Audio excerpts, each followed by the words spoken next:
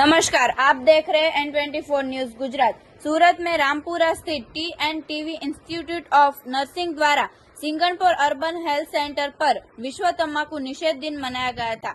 समग्र विश्व में हर वर्ष तारीख 31 मई के दिन विश्व तंबाकू निषेध दिन मनाया जाता है, जिसमें सूरत जिला कक्षा के विश्व तंबाकू निषेध दिन की मुख्य जिला आरोग्य अधिकारी और nodal officer doctor Anil Patel और epidemic medical officer doctor Kaushik Mehta के मार्गदर्शन में मनाया गया था, जिसमें सामाजिक कार्यकर मुकेश श्रीवास्तव ने तंबाकू का इतिहास और उससे फैलने वाले महामारी, साथ में ही डिस्ट्रिक्ट काउंसलर कीर्तिराज सोलंकी ने तंबाकू से हो रहे नुकसान और तंबाकू नियंत्रण धारा 2003 के बारे में सबको सूचित किया गया था। उस दरमियान district sanitary inspector Shri Hasmukh bhai Rana, जिला कक्षा की tobacco control team in charge IEC officer Pradeep K Patel, taluka और प्राथमिक आरोग्य केंद्र के तमाम स्टाफ सहभागी बने थे।